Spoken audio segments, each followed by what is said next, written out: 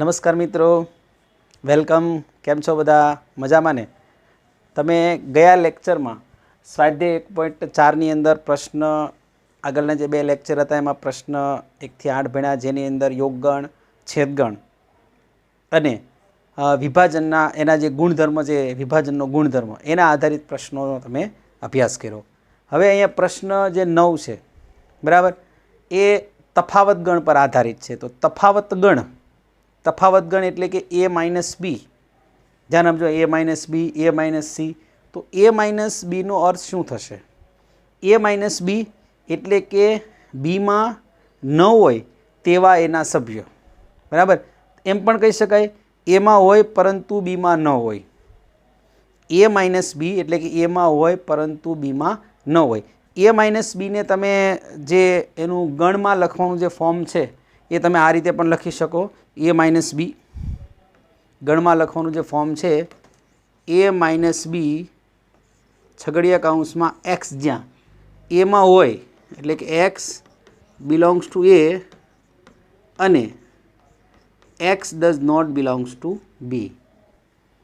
એમાં હોય, બીમાં ન હોય તેવા સભ્યો, બરાબર.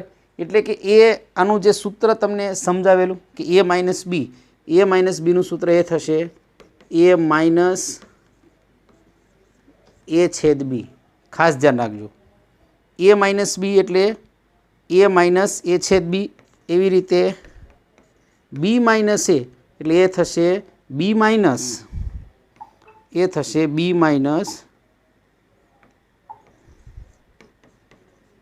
a છેદ બી.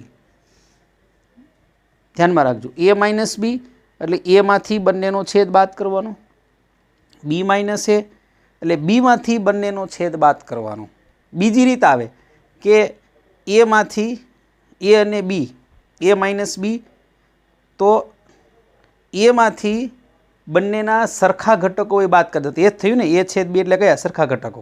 એમાંથી એ છેદ બી માઇનસ એટલે સમાન ઘટકો હોય બેયમાં એ બાદ કરી દેવાના, બરાબર. ચાલો, તો આ a માઇનસ બી એટલે a માઇનસ એ છેદ બી, આ એનું ગણમાં એક ગુણધર્મની રીતે લખવાની આ રીત છે કે એમાં હોય, બીમાં ન હોય.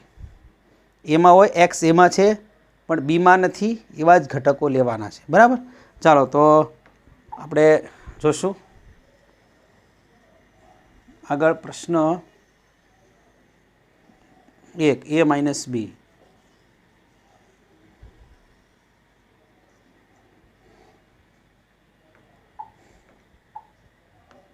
ચાલો, a માઇનસ બી.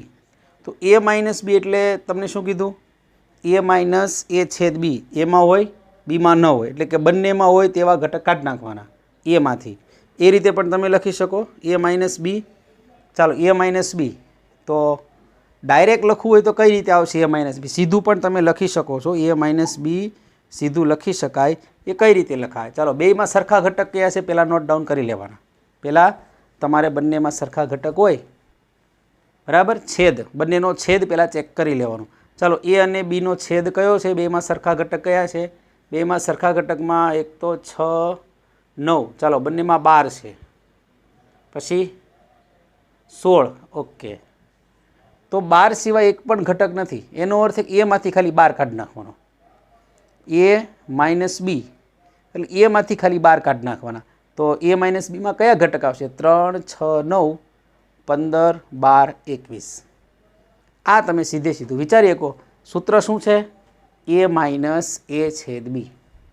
તો એમાંથી તમારે એ છેદ બી એટલે બંનેના સમાન ઘટક દૂર કરી દેવાના, બરાબર. એટલે તમને શું મળશે?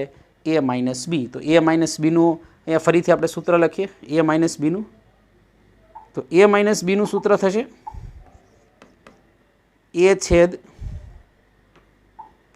a માઇનસ એ છેદ બી. ચાલો, એ લખીએ. એ આખો ગણ લખી નાખીએ.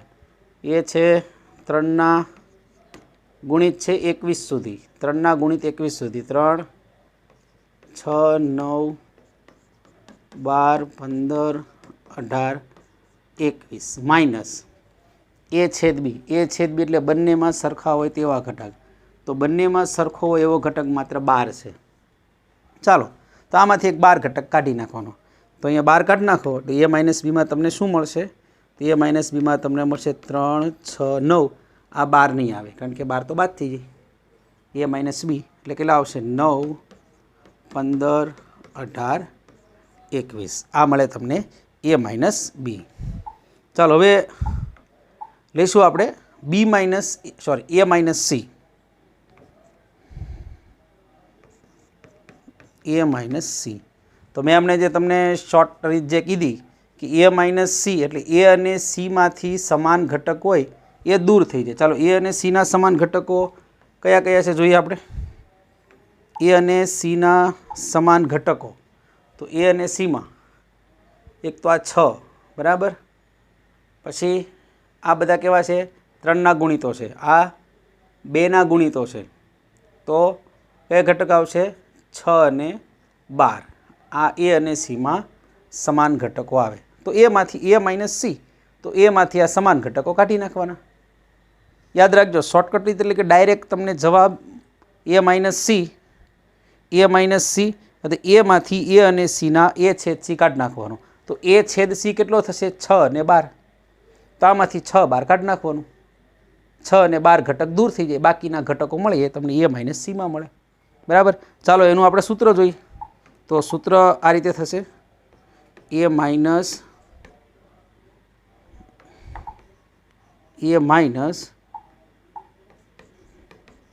ए छेद सी।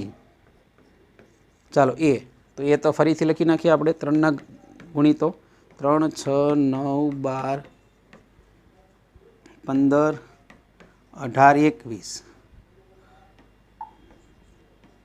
माइनस चालो ए छेद सी तो ए अने सी एनो छेद एटले बेमां सरखा घटक होय एवा तो तेमां सरखा घटक कया छे? 6 12। चालो तो 6 अने 12 निकली जाए। ए माइनस सी एटले ए मांथी ए अने सी नो छेद एटले 6 12 काढी नाखो तो 6 अने 12 काढी नाखो एटले केटला आवशे?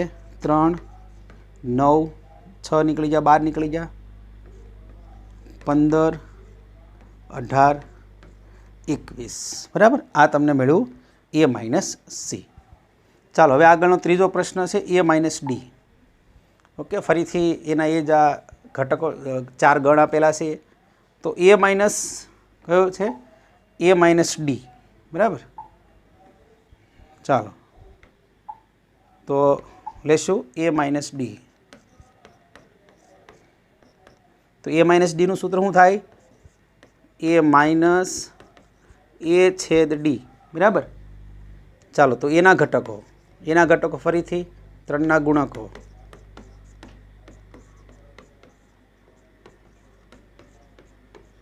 माइनस ए छेद डी। चालो ए अने डी नो छेद तो ए अने डी में समान होय तेवा घटको तो समान होय एवो एक ज घटक छे। जो अहींया ए अने डी में समान होय एवो घटक कयो छे?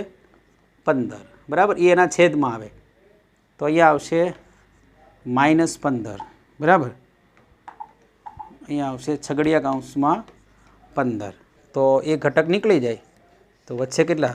3 6 9 12 15 निकली जाए 18 21। तमे डायरेक्ट पण विचारी को याद रखजो ए माइनस डी ए मांथी ए अने डी ना सरखा घटको काढी नाखवाना।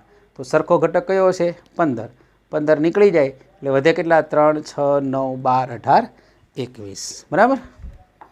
चालो हवे आपणे जोईए चौथो प्रश्न। चौथो प्रश्न छे बी माइनस ए बराबर। चौथो प्रश्न से बी माइनस ए। तो बी माइनस ए नु सूत्र थशे बी माइनस बी मांथी ए अने बी नो बंनेनो छेद बाद करवानो। बी मांथी बी अने ए नो छेद तमे ए माइनस छेद में ए माइनस बी लखो के बी माइनस ए लखो बंने समान ज थाय तो बी माइनस ए छेद बी। अहींया बी छेद ए लखो तो हाले बी माइनस बी छेद ए अने आपणे खबर छे छेद में तमे कोईपण क्रम में छेद लई शको केम के छेद एटले केवा? सरखा घटको। तो ए अने बी ना सरखा घटको होय के बी अने एना सरखा घटको होय। चालो तो डायरेक्ट जवाब बोलो शुं आवशे बी माइनस ए में? तो बी माइनस ए में डायरेक्ट बोलजो जवाब आवशे अहींया तमारे बी मांथी બેના સરખા ઘટકો કાઢી નાખવાના બીમાંથી. તો બી અને એના સરખા ઘટકો કયા છે? બી અને એના સરખા ઘટક માત્ર 12 છે, બરાબર. તો બીમાંથી ખાલી 12 માઇનસ કરી દેવાનો. બી માઇનસ એ એટલે કે બી અને એનો સરખા ઘટકો બીમાંથી કાઢી નાખવાના, બરાબર. તો અહીંયા બી માઇનસ એ છેદ બી, તો બી માઇનસ એ છેદ બી થશે. ચાલો બીના ઘટકો લખી દેવાના. બીના ઘટકો એટલે 4 × 20 સુધી, 4, 8, 12, 16, 20 માઇનસ એ છેદ બી. ચાલો બેનો છેદ, એ અને બીનો છેદ આવશે 12. તો 12 કાઢી નાખો આમાંથી, વધે કેટલા? 4, 8, 16 અને 20. તો આ મળે તમને બી માઇનસ એ. ચાલો હવે પ્રશ્ન 9 જોઈએ. તો પ્રશ્ન 9માં તમને આ તફાવત ગણના 4 પ્રશ્ન છે. સી માઇનસ એ, ડી માઇનસ એ, બી માઇનસ એ અને બી માઇનસ ડી, બરાબર. ચાલો તો આપણે જોઈએ આ 5મો પ્રશ્ન. તો 5મો પ્રશ્ન છે સી માઇનસ એ. તો ફરીથી હવે સૂત્ર તમે યાદ રાખ્યો, સીમાંથી સી અને એના સમાન ઘટક બાદ કરવાના. સી માઇનસ સી છેદ એ, બરાબર. એટલે કે સી અને એનો છેદ બાદ કરી દેવાનો. ચાલો સીના ઘટકો. તો સીના ઘટક છે 2, 4, 6, 8, 10, 16 માઇનસ. ચાલો એ અને સીના સમાન ઘટકો. તો એ અને સીના સમાન ઘટકો થશે, તમે અહીંયા ચેક કરો તો એક તો આ 6, બરાબર, પછી 12, અહીંયા આગળ હજી 16 આગળ જો 18 હોત તો 18 સમાન આવત, પણ અહીંયા 16 સુધી જ છે. સોરી, અહીંયા આવશે 10ની જગ્યા આવે 12. તો કયા ઘટક આવશે સમાન? 6 અને 12. તો 6 અને 12. ચાલો 6 અને 12 માઇનસ કરી નાખો. તો એ થશે 2, 4, 6, 8, સોરી 6 માઇનસ થશે,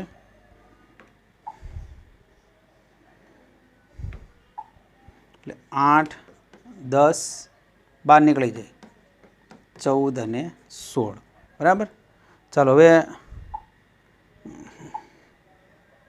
6થો પ્રશ્ન જોશું. ડી માઇનસ એ. ડી માઇનસ એ એટલે થશે ડી માઇનસ ડી છેદ એ. ચાલો ડીના ઘટકો. તો ડીના ઘટકો છે 5, 10, 15, 20. ચાલો માઇનસ ડી અને એમાં સરખા ઘટકો. તો ડી અને એમાં સરખા ઘટકમાં માત્ર કયા ઘટક છે? 15, બરાબર. આપણે જોઈએ એના સરખા ઘટકો લઈએ આપણે. ડી અને એના સરખા ઘટકો. તો ડી અને એમાં સરખો ઘટક માત્ર 15 છે, એટલે કે ડી અને એનો છેદ. તો એ -15 છગડીયા કૌંસમાં 15. તો કયા ઘટક આવશે? 5, 10, 15 નીકળી જાય 20, બરાબર. આ તમને મળે ડી માઇનસ સી. ચાલો હવે 7મો પ્રશ્ન છે બી માઇનસ સી, બરાબર. 7મો પ્રશ્ન છે બી માઇનસ સી.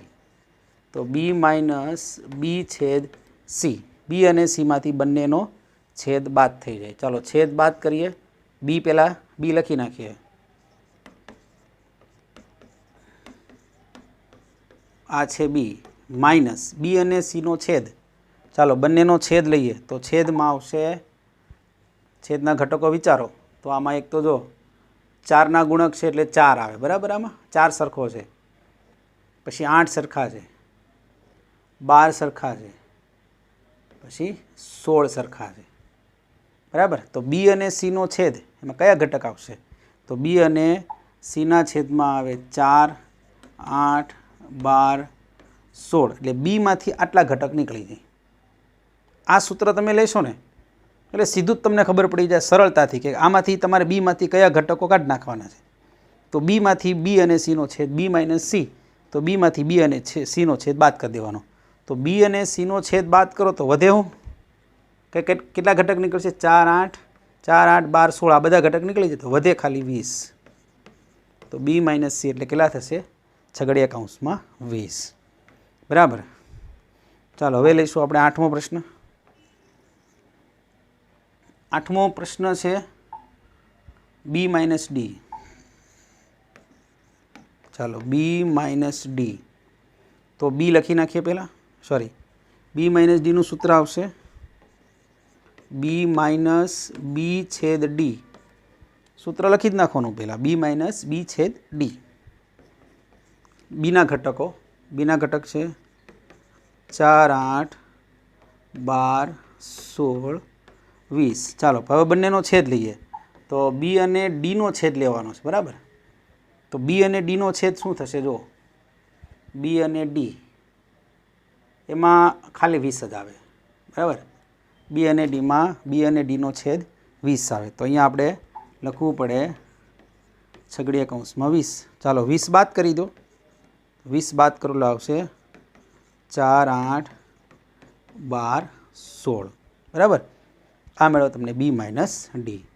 ચાલો આગળ લઈએ આપણે પ્રશ્ન 9. તો પ્રશ્ન 9 છે સી માઇનસ બી. બરાબર. પ્રશ્ન 9 સી માઇનસ બી. તો એનું સૂત્ર થાય સી માઇનસ સી છેદ બી. ચાલો સીના ઘટકો. તો સીના ઘટકો છે 2 થી 16 સુધી યુગ્મ સંખ્યા 2, 4, 6, 8, 10, 12, 14, 16 માઇનસ. ચાલો સી છેદ બી. તો સી અને બીના સમાન ઘટકો. તો સી અને બીના સમાન ઘટકો કયા છે? ફરીથી એક તો છે સી અને બી 4, બરાબર, 8, પછી 12 અને 16. બરાબર. તો સી અને બીના, સી છેદ બી એટલે સી અને બીના સરખા ઘટકો. તો એ થશે 4, 8, 12, 16. ચાલો એ માઇનસ કરી નાખો સીમાંથી. સીમાંથી સી અને બીનો છેદ માઇનસ કરો તો વધે કેટલા? તો વચ્ચે એક તો 2, પછી 4 નીકળી જાય, 6, પછી 8 નીકળી જશે, 10, 12 નીકળી જાય, 14. બરાબર. આ મળ્યો તમને સી માઇનસ બી. ચાલો હવે જોઈએ આપણે 10મો પ્રશ્ન આમાં. ઓકે. 10મો પ્રશ્ન છે ડી માઇનસ બી. ડી માઇનસ બી. તો ડીના ઘટકો 5, 10, 15, 20. સોરી, પહેલાં આપણે સૂત્ર લખીએ. સૂત્ર આવશે ડી માઇનસ ડી છેદ બી. ચાલો ડીના ઘટકો 5, 10, 15, 20 માઇનસ ડી અને બીનો છેદ.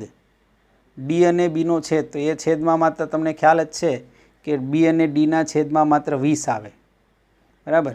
તો અહીં આવશે 20. ઓકે. ડી માઇનસ એટલે ડીના ઘટકો એમાંથી બી અને ડીનો છેદ બાદ કરી દેવાનો. તો બી અને ડીનો છેદ કયો આવશે? માત્ર એક જ ઘટક આવે 20. તો 20 બાદ કરી નાખો 5, 10, 15. બરાબર.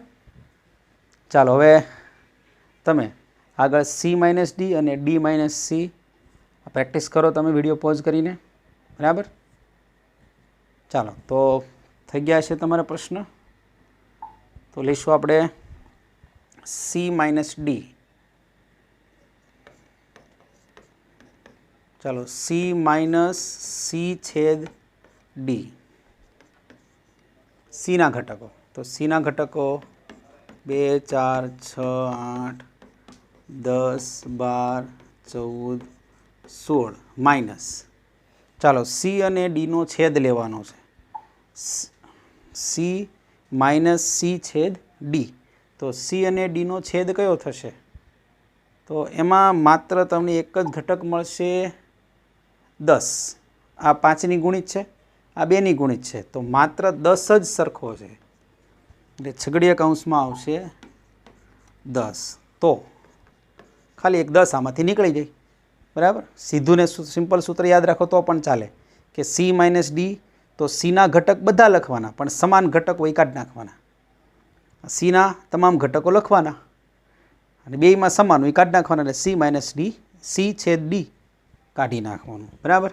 તો એક ખાલી 10 નીકળી જશે, 2 4 6 8 10 નીકળી જાય, 12 14 અને 16, બરાબર.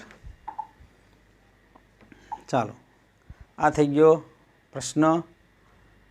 જોઈ લે કેટલામાં પ્રશ્ન હતો એ, પ્રશ્ન 11, બરાબર. ચાલો હવે પ્રશ્ન 12 જોઈએ. પ્રશ્ન 12 છે D minus C, D minus C, તો ડી માઇનસ સી છેદ ડી, તો ડીમાંથી આ સી અને સીનો છેદ બાદ કરવાનો. તો ડી તમને મળે, ચાલો ડી છે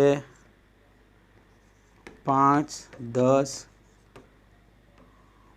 15 20 અને સી અને ડીનો છેદ કયો છે, તો ફરીથી જો આ 10, સી છેદ ડી એટલે છગડીયા કૌંસમાં 10. તો બાકી વધે અહીંયા 5, ચાલો 10 નીકળી જાય, બરાબર. 10 નીકળે એટલે કેટલા આવશે, 5 15 અને 20. તો આ મળ્યું તમને ડી માઇનસ સી. ઓકે, તો 12 પ્રશ્ન છે તફાવત ગણ પર આધારિત, એટલે હવે તમને પૂરેપૂરો ખ્યાલ આવી ગયો હશે કે કઈ રીતે આ તફાવત ગણ મેળવો. તફાવત ગણનો અર્થ શું થાય, સી માઇનસ ડીનો અર્થ સીમાં હોય ડીમાં ન હોય તેવા ઘટકો. જો આ ઘટકો કેવા છે, આ બધા ઘટકો છે માત્ર સીમાં છે, આમાંથી એક એક ઘટક ડીમાં નથી, જોઈ લો. આ બધા ઘટકો માત્ર સીમાં છે, એક પણ ઘટક ડીમાં નથી. જે ડીનો ઘટક હતો એ આપણે કાઢી નાખ્યો, બરાબર. સીમાં હોય ડીમાં ન હોય. ઓકે, ચાલો, તો આ થયો પ્રશ્ન 9, જેના 12 પ્રશ્ન. હવે પ્રશ્ન 10 એકદમ સિમ્પલ છે, સીધી ને શર્ટ. અહીંયા જો ત્રીજું એક્સ છેદ વાય, તો એક્સ માઇનસ વાય બરાબર એક્સ માઇનસ આ બંનેનો છેદ. હમણાં જે દાખલા ગણ્યા, પ્રશ્ન ગણ્યા એ જ. આ તમને એક્સ અને વાય આપેલ છે, ABCD FBD G. ચાલો, તો પહેલો પ્રશ્ન છે, જોઈએ આપણે. પહેલો પ્રશ્ન છે x minus y. Okay, x minus વાયમાં એક્સના ઘટકો, સૂત્ર આવશે એક્સ માઇનસ એક્સ છેદ વાય. ઓકે, ચાલો, બરાબર. ચાલો, એક્સના ઘટકો લખીએ. એક્સના ઘટકો શું આવશે, ABCD માઇનસ આ બંનેમાં છેદ, આ બંનેનો છેદ એટલે સરખા ઘટકો.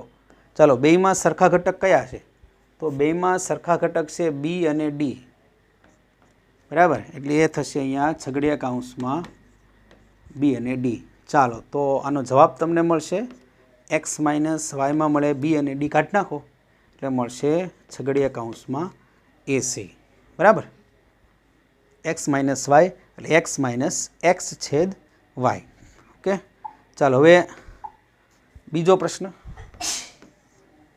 બીજો પ્રશ્ન છે વાય માઇનસ એક્સ. તો સીધું અને સરળ સૂત્ર છે, વાય માઇનસ આ બંનેનો છેદ, વાયમાંથી બંનેનો છેદ બાદ કરવાનો એટલે એક્સ છેદ વાય બરાબર.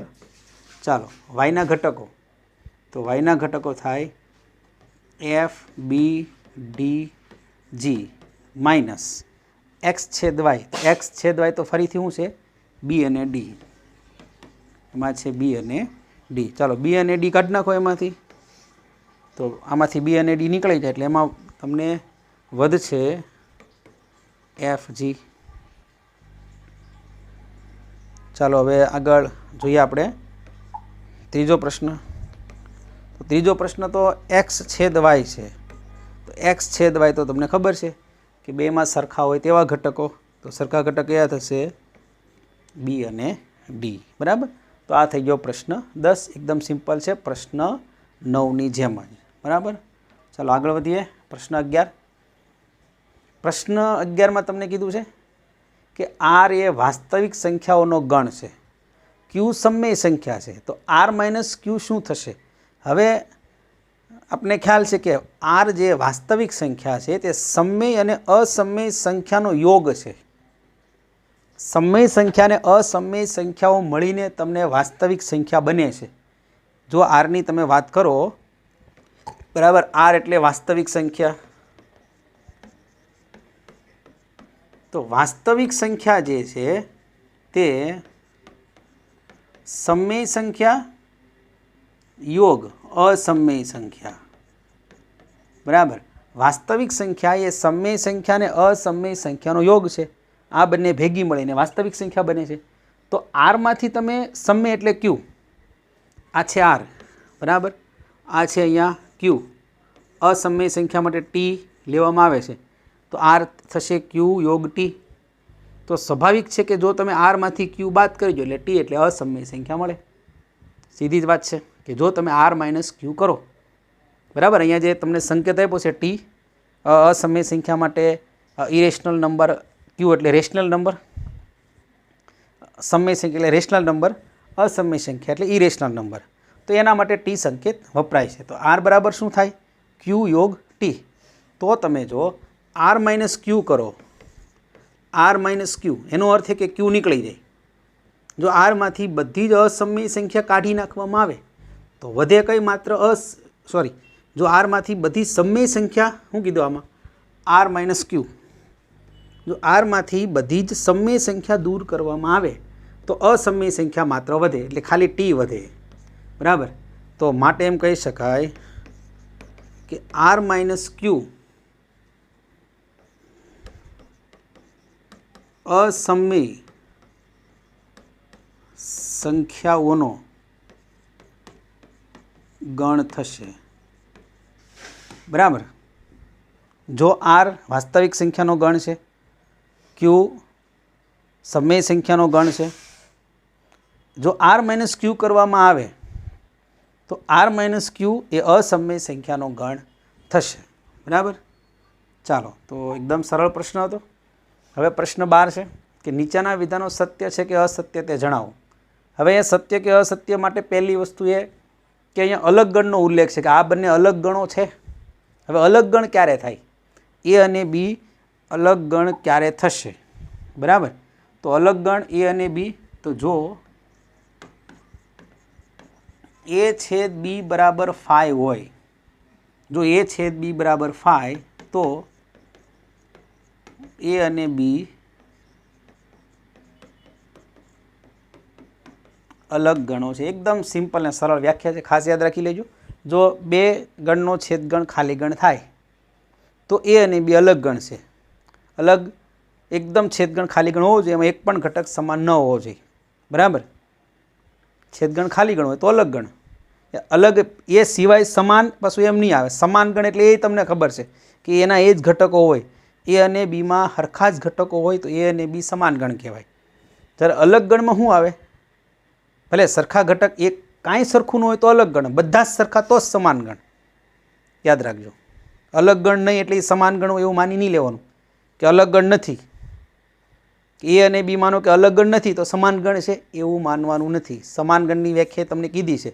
એ અને બીમાં સમાન એના એ જ ઘટકો હોય, જે એમાં ઘટકો છે એટલા એ જ ઘટકો બીમાં છે તો જ સમાન ગણ કહેવાય. અને અલગ ગણ ક્યારે? જો એ અને બીનો છેદગણ ખાલી ગણ થાય, બરાબર. ચાલો પહેલો પ્રશ્ન જોઈએ. તો પહેલા પ્રશ્નમાં આપણે એ અને બી નામ આપી દઈએ. ચાલો આને એ નામ આપીએ, એ. બીજો ગણ છે એને બી નામ આપીએ. ચાલો બંનેનો છેદ લઈએ. તો છેદ તમે લ્યો અલગ ગણની વ્યાખ્યા ચેક કરવા માટે, એ છેદ બી. ચાલો બેમાં સરખા ઘટક, તો સરખો ઘટક 3 છે, એટલે એનો અર્થ છે કે ખાલી ગણ નથી. એ અને બીનો છેદગણ ખાલી ગણ નથી, એટલે એ લખાય ઇઝ નોટ ઇક્વલ ટુ 5. તો માટે એ અને બી પરસ્પર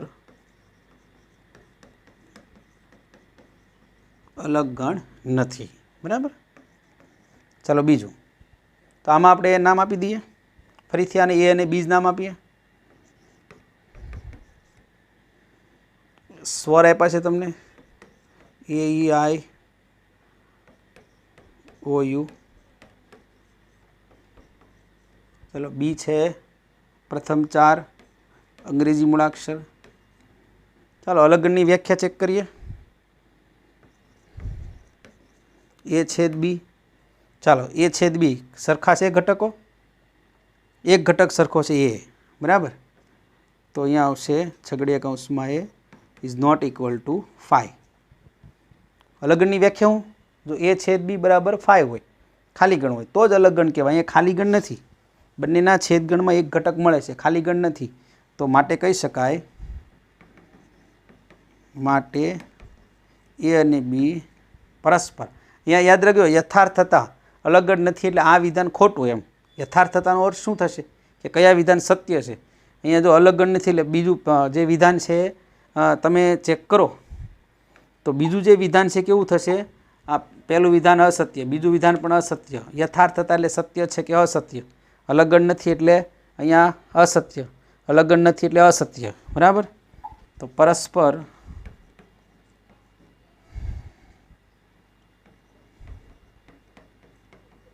અલગગણ નથી. ઓકે, ચાલો એવું જ છે ત્રીજું વિધાન. તો ત્રીજું વિધાન જોઈએ. એ અને બી નામ આપી દઈએ. એ 2 6 10 14, બી 3 7 11 15. ચાલો આનો છેદ લઈએ. તો એ છેદ બી, ચાલો બેયમાં કઈ સરખો ઘટક છે, એક પણ ઘટક સમાન નથી એટલે એ છેદ બી બરાબર ખાલી ગણ, બરાબર. એનો અર્થ છે કે એ અને બીનો છેદગણ ખાલી ગણ છે એટલે એ અને બી અલગ ગણો છે. એટલે આપેલું આ વિધાન છે એ સત્ય છે. તો માટે તમે કહી શકો, માટે એ અને બી પરસ્પર અલગ ગણો છે. ચાલો ચોથું વિધાન. તો આમાં એ અને બી નામ આપી દઈએ. એ થશે 2 6 10, બી આપેલ છે તમને 3 7 11, બરાબર. ચાલો આનો છેદ લઈએ. એ છેદ બી, તો બેમાં સરખો ઘટક છેદ એટલે બેમાં સમાન હોય તેવા ઘટકો. એક પણ ઘટક સમાન નથી એટલે એ થશે ખાલી ગણ.